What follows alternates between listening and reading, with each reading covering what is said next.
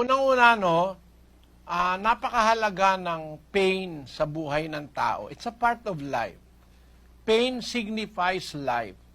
Without pain, you are not living. Without the sense of pain, lalabas, ano ka na. Tinan mo yung may mga diabetes, Sa nasusugatan, wala nang nararamdamang masakit. Kasi sira na yung mga sensory nerves nila dahil sa dami ng asukal sa dugo, nagiging nadadalin yung kanilang mga senses, isira yung kanilang mga nerve endings, kaya hindi nakakaranas ng pain. Ganon din yung mga taong nakakoma, hindi na nakakaranas ng pain. So ang pain o ang kirot o sakit ay napakahalagang indication ng buhay. That's a part of life. Bakit pinapahintulot ng Diyos yun? Basahin natin ang 3 Gs ng Ecclesiastes. Aking nakita ang sakit na ibinigay ng Diyos sa mga anak ng mga tao upang pagsanayan. Ang tao pala nasasanay.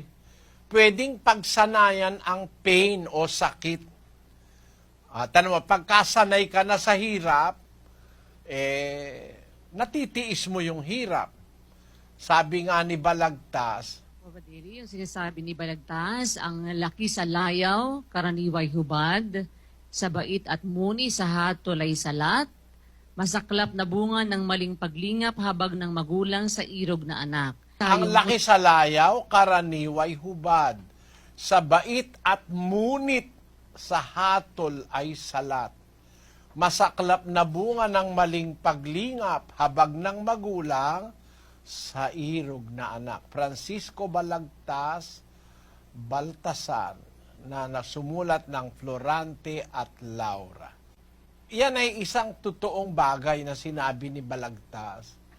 Pagkalaki sa layaw, madaling maidlugmok ng hirap paglaki sa layaw. Pero paglaki sa hirap, ay napakaganda, kagaya ko.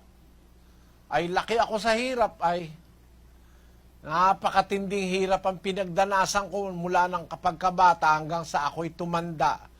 At kaya ako nagkaroon ng pag-asa sa buhay. Basahin natin yung Panaghoy. Ganito ang sinasabi sa talata ng Panaghoy, 3:27. Mabuti nga sa tao na magpasan ng pamatok sa kanyang kabataan. Maupo siyang mag-isa at tumahimik sapagkat kanyang iniatang sa kanya. Loy. Sumubsob siya sa alabok, kung gayoy magkakaroon siya ng pag-asa. Ibigay niya ang kanyang pisngi sa sumasakit sa kanya. Mapuspos siya ng kadustaan, sapagkat ang Panginoon ay hindi magtatakwil magpakailanman. Sapagkat bagaman siya'y nagpapapanglaw, gayon may magpapakita siya ng habag, ayon sa kasaganaan ng kanyang mga kaawaan. May pag-asa pala sa mga taong marunong magtiis ng mga sakit, mga kahirapan sa buhay. Mabuti sa tao magpasa ng pamatok sa kanyang kabataan. Maupo siyang mag-isa at tumahimik sapagkat kanyang iniatang sa kanya. Sumubsob siya sa alabok, kung gayoy magkakaroon siya ng pag-asa. Mas may pag-asa ang taong nahirapan sa buhay kaysa sa nabuhay na puro kalayawan. Yun ang sabi ni Balagtas. Ang laki sa layaw, karaniway hubad. Sa bait at munit sa hatol ay salat. Meron pang isang sinabi. Isa yung para ng halamang lumaki sa tubig, dahoy malalanta, munting di madilig. Ikinaluluoy ang sandaling init, gayon din ang pusong sa tuway maniig. Kita mo, napakagandang mga salawi ka ni Balagtas yan. Para ng halamang lumaki sa tubig, dahoy malalanta, munting di madilig. Ikinaluluoy ang sandaling init, gayon din ang pusong sa tuway maniig. Pag nakaniig ka, nakapirmi ka sa laging tuwa, laging kasaganaan, konting hirap lang, nagpapakamatay na ang tao. Merong ganon.